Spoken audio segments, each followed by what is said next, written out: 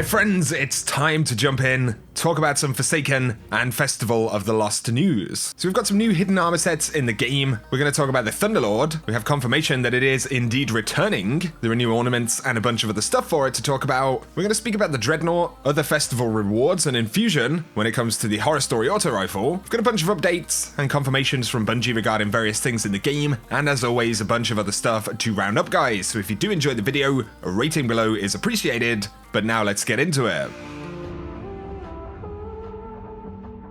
We're going to touch on plenty of stuff in this video, but firstly I want to jump back to something that happened last week. Of course, a lot of players reported having Dreadnaught loading screens in Destiny 2, and these are happening when loading into different activities on Titan. Now DMG actually had something to say about this, so he said, players sometimes seeing the wrong loading cinematic when launching activities on Titan. This is a bug, no secrets, no ARG, and it's planned to be fixed in a future update. Pardon our dust. So obviously a pretty interesting statement. However, this was very obviously a bug already, and the roadmap has hinted that we could return to Saturn, or indeed the Dreadnaught. So just because it's a bug and it's not supposed to be there, or Bungie aren't intentionally revealing any secrets, doesn't necessarily mean that it doesn't hint to future content in the game, but as always, this isn't intentional stuff, so really anything could happen, but I'd be curious to hear your thoughts about the future roadmap for Destiny, especially considering the Dreadnaught and Saturn were actually shown in that post-game cinematic. Next though, let's speak a little bit about some Festival of the Lost stuff. And interestingly, there are some hidden armor pieces in the database, so they're all classified right now, but they do actually have icons that you can see on Light GG or Destiny sets. The icons are pretty interesting. Of course, they have the Forsaken tag over them, but when you look at the armor pieces, they're basically updated versions of the PlayStation exclusive armor that came when Destiny 2 launched. So you had the Terra Concord set for the Titan, you've got the Icarus Drifter set for the Hunter, and the Tesseract Trace set for the Warlock. And when you put these side by side, you can see the original Titan stuff right there, and then the new icons. The same for the Hunter, which has been slightly updated, and then the Warlock stuff, which is actually pretty cool because it has this black skin. No idea what these are going to be for, but it definitely looks like we'll be seeing those specific models of armor. Whether they could remain PlayStation exclusive though, is something that we're not certain of right now. On the subject of some of the festival loot though, you may remember a while ago, we were very curious about a shell called the Iris Pulsator shell. This was in the database when Warmind launched, and then when Forsaken launched, it was actually in the collection, and it said that it could be acquired from Prestige Spire of Stars, but then later Bungie updated that and removed it because they said it had no drop source. However, if you look at the Ocular Fortitude shell from Festival, it's basically an updated version of the Iris Pulsator shell.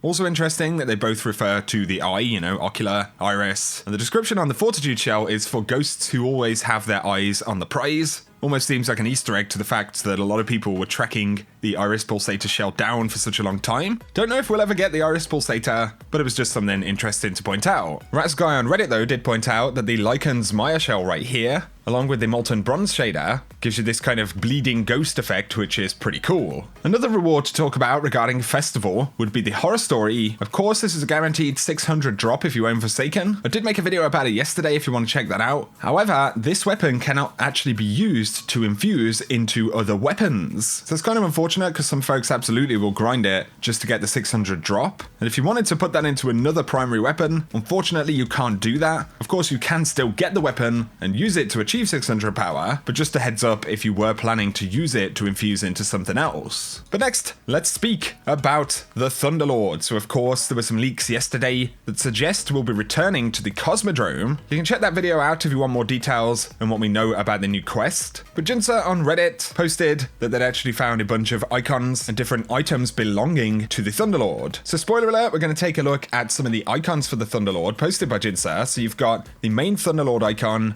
and then there are two others for new exotic ornaments for the weapon. So at this point, obviously, that confirms Thunderlord is indeed going to be in the quest that we're getting at the end of the month. There are also icons for the exotic bonuses, and I spoke about Feeding Frenzy, which is now in the database, and that was a Thunderlord bonus from back in Destiny 1. On top of this, there is even a lore tab. Once again, spoiler alert, but you can see the text for that lore tab from Jinsa's post. Certainly some pretty cool stuff, and there we have it. Thunderlord is absolutely coming back into the game. And originally, and on the 9 9 leaked this, so this is pretty interesting. They said that we'd be getting Thunderlord in Festival of the Lost, although Bungie had confirmed machine guns were coming back in December. Now, considering this has indeed happened, it also adds weight to the other leaks from Anon the 9 that suggested Last Word as well as Icebreaker would be in the Black Armory expansion. So pretty interesting stuff. It's going to be really cool to check out a machine gun in D2, see how that Thunderlord feels, see how strong they are, and once again, in case you missed it, from what we know, there will be a quest popping up on the 30th of October, and Thunderlord is believed to be the reward.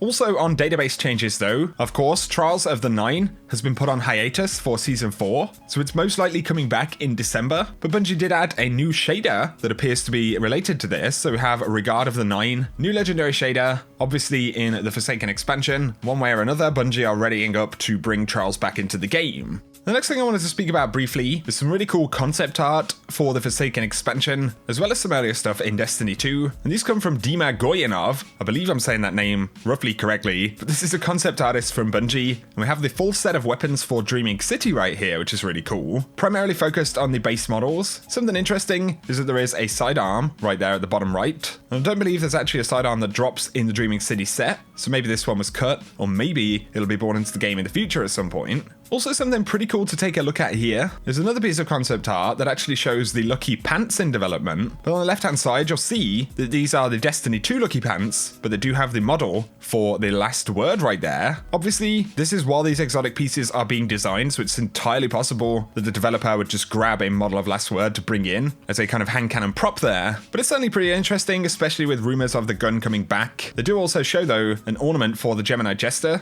Not sure this actually came into the game, but we also learn that the Lucky Pants and the Gemini Jesters were at one time basically one exotic, and they actually got split into two. That gave them different capabilities, obviously, but they were originally designed with a bunch of the elements of both exotics combined into one. So that's pretty cool stuff. Now though, let's talk about some fixes, changes in the game, and bits of confirmation from Bungie. So of course we had update 2.04 a couple of days ago, and DMG confirmed they did miss a couple of items from the patch notes, including that you can see the Lost Sector names when you hover over them on the map, and this happens once you've completed them. On top of this, you're now able to track 3 things at once, so 3 bounties or objectives, so that's just worth bearing in mind. There's also an issue with the Polaris Lance, where the perfect 5th explosion is not working since the reset and the update, and Cosmos says we're currently tracking the issue, thanks for the report. Also, for anyone doing the upgrade on the Catalyst, that actually makes it essentially impossible right now because the perfect 5th explosion isn't working and you need to get kills with that to actually do the upgrade. So it is something that Bungie are looking to fix. On Twitter, Ramblin asked about linear fusion rifles and the aim assist buff to them, and DMG said at the release of Forsaken, their aim assist was unintentionally turned down, it seems, and this fix returns them back to their year 1 values. So there was actually an unintentional nerf to those, but that has now been adjusted. And DMG also said, good news, update 2.4 snuck in a fix for performance issues when engrams appeared in the world. You should no longer be experiencing frame rate drops when earning your edge transit. They're still looking into other slow UI loading times, and they'll give updates when available. Something to check out if you're interested as well. Bungie posted a blog yesterday from the dev team where they break down a bunch of stuff about visual effects and design in Destiny 2. So you can see different images, and they actually have links to videos showing off the development of different effects and areas in the game. So we'll link that blog post down below. They show some really cool stuff, and obviously the Bungie designers do a pretty incredible job. Final quick shouts though, of course, we're back to the first Ascendant challenge in Dreaming City. So this was the one that was available on the first week of Forsaken. So it's definitely one that a lot of players missed out on with it being so early in the expansion. And now that we have Wishender, there are still hidden corrupted eggs inside of the space. So just as a heads up, the last sector that you'll need to go to is Aphelion's Rest right here. Obviously, once you're in there, you can jump through the portal to complete the challenge. Basically, you have to take out the 4 blights, 1 in each corner of the room inside of the Ascendant challenge.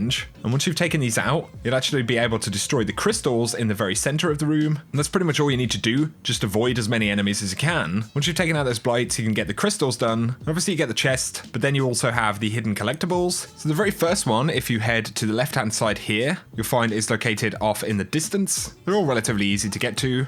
For the next one, you'll need to head to the right-hand side, follow this kind of U-shaped walkway round, and then just through the gap below, you'll see another corrupted egg. And from the very middle again, if you go the same direction, but actually cut across when you're about halfway around that U-bend, you'll find another one just over here next to the ledge. So those are the 3 corrupted eggs inside of this area, but there is the lore collectible as well. If you follow the route on screen, you can see that eventually you'll get to this building, and you can actually jump up on these pillars and then onto the roof. And from here, you're able to jump across onto the top of these statues. So I actually use this first one to hop onto, then you can see the Ahamkara bones are actually on the second one right there. And that is all of the collectible stuff inside of the Ascendant challenge this week. And also don't forget all of those Iron Banner bounties this week that can drop powerful gear, as well as double Valor throughout the duration of this week, and then triple Valor over the weekend. It's a fantastic time to be farming in the Crucible, but understandably there's a lot of content, so this week's actually kind of a tricky one. You've got Festival launching, Malfeasant's spawn rate is increased, the Shattered Throne is up, all of this Iron Banner stuff and the Valor points.